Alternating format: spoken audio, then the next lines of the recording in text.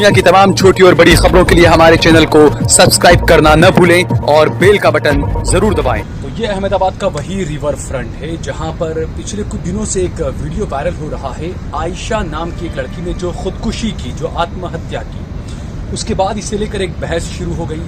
देश में ही नहीं, दुनिया भर में इसको लेकर बहस शुरू हो गई। और इस बहस में चाहे वो किसी पार्टी के नेता हों, चाहे वो किसी भी मजहब के, किसी भी धर्म के बुद्धिजीवी हों, उन सब ने जो इस पर तबसरा करना शुरू कर दिया, इस पर बहस करना शुरू कर दिया।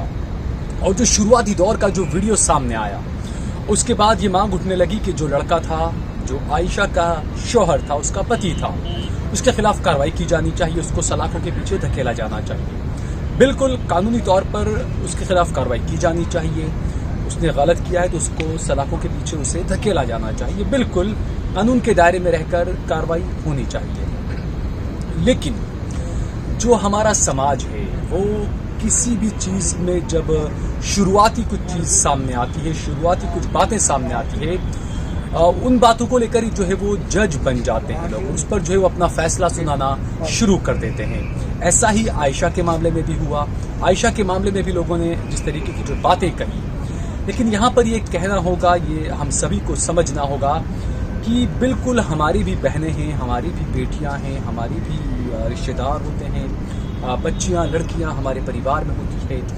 बिल्कुल किसी भी परिवार की किसी बेटी के साथ में अगर कुछ गलत होता है तो बिल्कुल हमें बुरा लगता है। अगर हमें इंसानियत है तो हमें ज़रूर बुरा लगेगा और लगना भी चाहिए। लेकिन ऐसा भी नहीं होना चाहिए कि शुरुआती दौर में जो वीडियो सामने आता है, जो बातें सामने आती है, सिर्फ उस बात को लेकर सामने वाले को, दूसरे पक्ष को जो है वो कटघरे में खड़ा कर देना, उसको गुनहगार मान लेना, ये भी सही नहीं। बिल्कुल आयशा के साथ में इंसाफ होना चाहिए, उसको इंसाफ मिलना चाहिए, उसके परिवार वालों को इंसाफ मिलना चाहिए। एक अच्छी बच्ची जो है वो इस तरीके से साबरमती रिवर फ्रंट के नदी के अंदर यहाँ पर कूद के उसने आत्महत्या के लिए उसने जो बातें बताई, लेकिन उसका जो सुसाइड नोट उसका सामने आया और इसके अलावा कई और ऑडियो मैसेजेस जो है वो सामने आए, उसमें बातें कुछ अलग निकल कर सामने आ रही है। उसमें ये बताया जा रहा है कि आयशा अपने पति से बहुत प्यार करती थी। कई जगहों पर उसने यहाँ तक कि अपने सुसाइड नोट में भी ऐसी कुछ बातें कही है। दूसरा, एक और जो है वो ऑडियो इस वक्त सोशल मीडिया में वायरल हो रहा है। हम आपको सबसे पहले उस वायरल ऑडियो को सुनाते हैं। पहले आप उसे सुनिए, उसके बाद आगे बात करते हैं। कराओ, क्या बोल रही है कि मैं मेरे बाप ने जबरदस्ती शादी कराई हूँ? नहीं तो तुम लोगों ने जबरदस्ती कराई। हाँ तो जबरदस्ती कराई है तो मैंने तो बोला था समझ के यहाँ आएगी तो सोच समझ नाम नहीं लेगी, मेरी मर्जी होगी तो ही कदम बढ़ाएगी। अरे डिवोर्स दूंगी मैं तो सीधा डिवोर्स दूंगी, मेरे को कोई रहना नहीं अभी करना। अरे रोज के नाटक करके दिमाग खोल के फैसला करके आना। ये लोगों के सामने बक तो रही है, वहाँ जबरदस्ती माने जबरदस्ती हुई, लेकिन अगर फैसला करना या टिकना हो तो आना, नहीं तो वहाँ भले फांसी चढ़ जा। हाँ तो मतलब मैं बस मेरा अब नहीं रहना। वैसे भी इन लोगों के बहुत नाटक हो गए, वो तो हो गई। हाँ तो किसका फोन है तेरा? आरिफ का फोन है? हाँ रिकॉर्डिंग चल रही है। जीजी को वहाँ फोन करती है तेरी साथ, जीजी को अंडरस्टैंड बोल रही है तो यहाँ फोन नहीं कर सकती? जीजी को बोल रही है? तेरा ससुर पीछे क्यों खड़ा है? मर देने घर का। नहीं जीजी को क्यों बोल रही है? जीजी करके लेके आया था, हिलाते हुए रिश्ता लेके आया था, अब नहीं बोल सकता है क्या? बोलते हुए आता नहीं है जबान में कुछ। जीजी को फोन क्यों करा, ये बोलना खाली। तो वही तो बोलो, जीजी का फोन स्टोरी तुम्हारे ऐसा करता वैसा करता, मेरे को करना चाहिए ना। जीजी ने फोन, जीजी ने मेरे को किया, जीजी ने कहा जब ये फोन करा इसने यहाँ, तो जीजी की बेटी है जो जीजी फैसला करेगी। इसके लिए तो मैं तुम लोगों को कब से बोल रही, लेने आओ लेने आओ। मैं कैसे जीजू, तुम लोग अब समझ रहे हो? कैसे दिल निकाल जिले कुछ कहो मुकाबला माँ का भोसड़ा दिन काट रही हूँ मैं, तुम लोग आओ। माँ की बेटी है उनके माँ, मैं वहाँ नहीं बैठी थी, मैं तो ऐसे मासी के वहाँ गई थी खाली बैठते। तो छाती पे यहाँ छाती पे क्या बैठे इन लोगों, तो ये फट से बोलते हैं ये यार रहेगी या तो मैं रहूंगी। हाँ तो कुछ भी नहीं, जा चली जा बनना, मैं तो यहाँ बैठी हूँ, जा चली जा बनना। जितना एवर लेके आई ने उतने एवर को कर देगी और सुनने चल।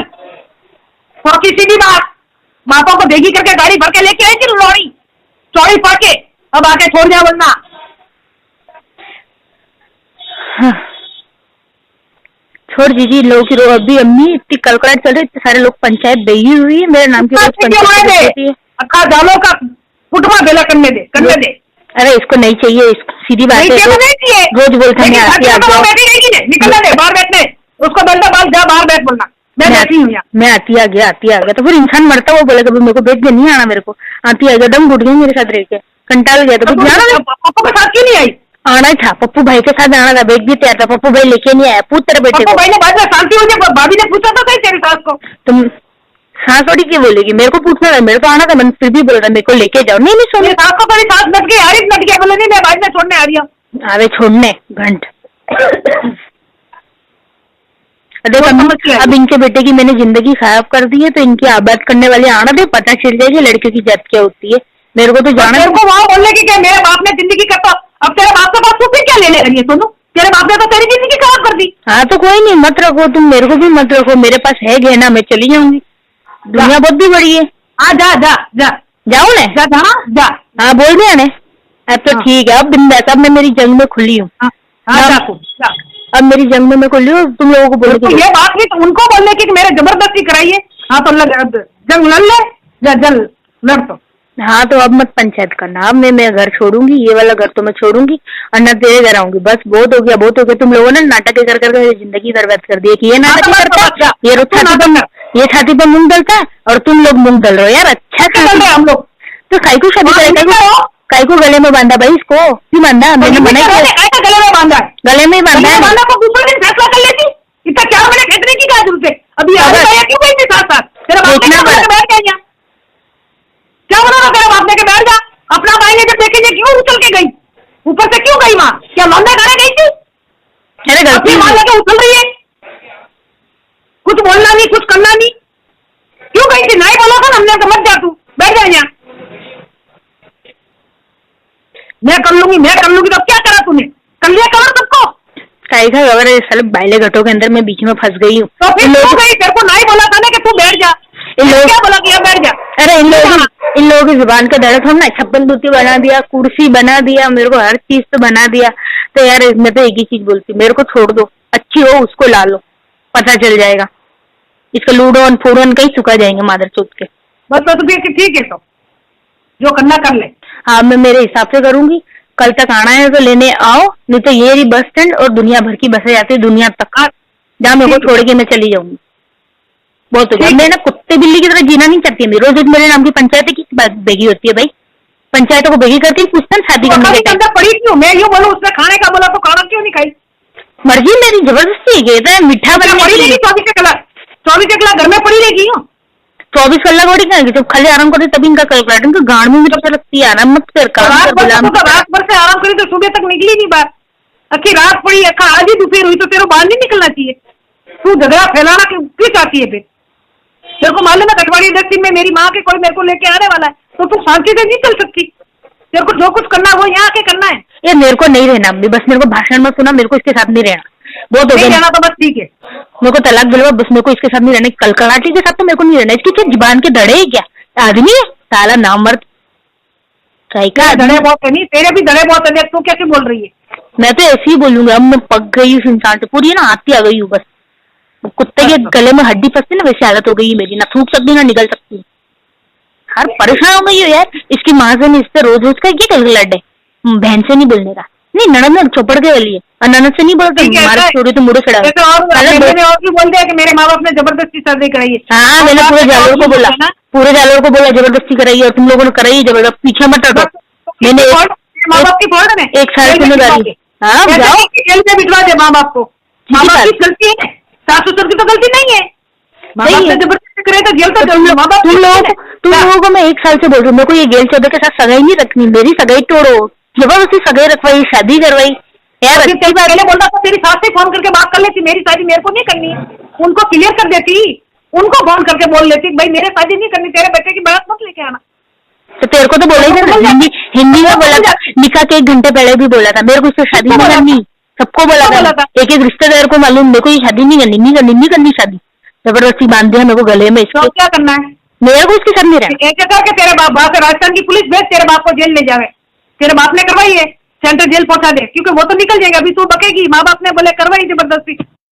ये ऑडियो आपने सुना, ये आयशा अपने ससुराल में थी, राजस्थान में उनका ससुराल था, अपनी माता से वो बात कर रही थी और अपनी माँ से उन्होंने क्या क्या बातें कही, अपनी माँ से किस तरीके से फोन पर उनका झगड़ा हुआ, इन बातों को भी ध्यान में लेना चाहिए कि हम किस तरीके से, जब लड़की जवान हो जाती है, जब लड़का जवान हो जाता है, जब उनकी शादी की बातें होती है, तो कोई भी मजहब होता है। और अगर बात करें इस्लाम की, तो इस्लाम में भी ये बात कही गई है कि अगर आपकी लड़की शादी के लायक हो चुकी है, अगर आप उसकी शादी कर रहे हैं, तो पहले उसको पूछिए उसके बारे में। अगर आप जिस लड़के से उसका रिश्ता कर रहे हैं, तो उस लड़की की रजामंदी आपको लेनी चाहिए, जबरदस्ती आपको नहीं करना चाहिए।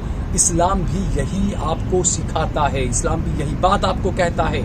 इसमें, इस ऑडियो में आयशा जिस तरीके से जो शिकायत कर रही है अपनी माँ से, उसमें वो बार बार इस बात का जिक्र कर रही है कि मेरी सगाई, सगाई जो है वो गुजराती अल्फाज है, एक गुजराती वर्ड है। एंगेजमेंट जो होती है, मंगनी जो होती है, उसे सगाई कहा जाता है।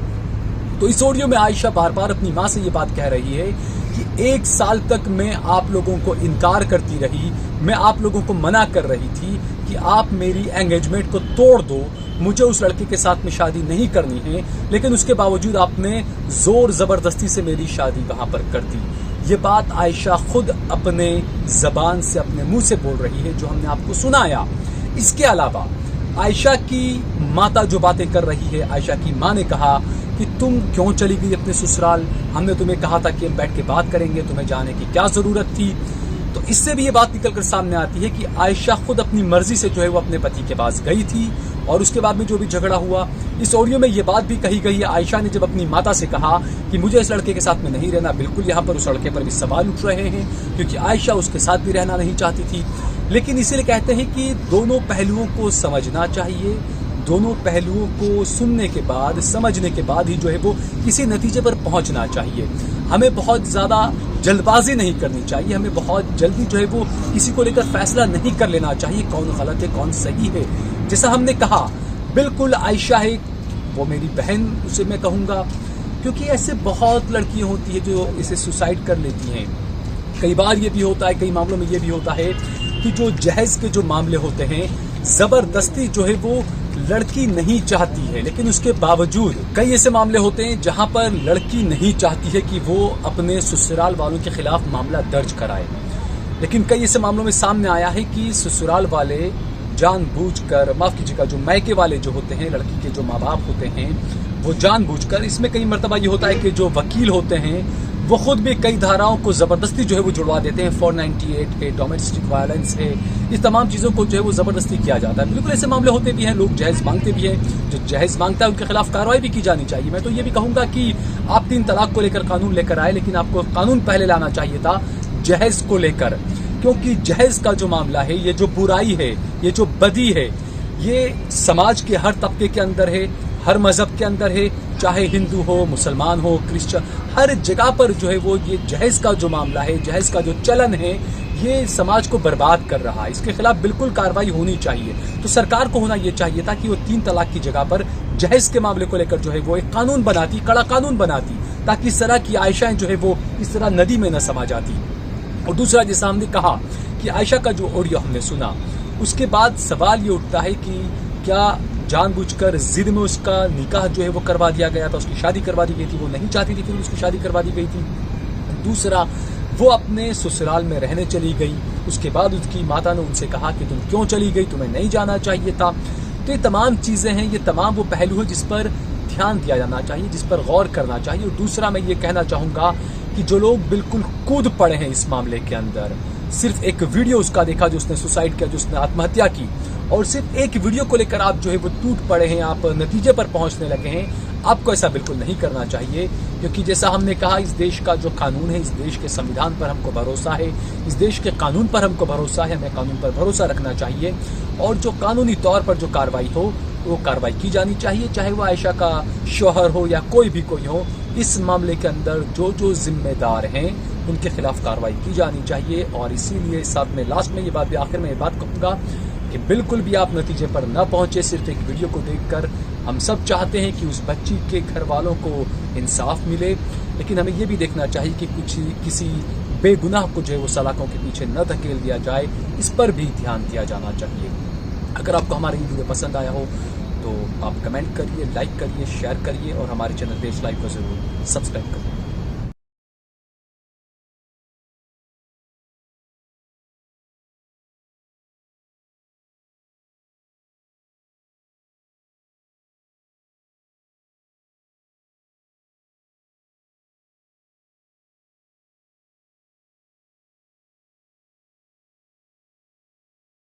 आप देख रहे हैं देश लाइव, देश की आवाज।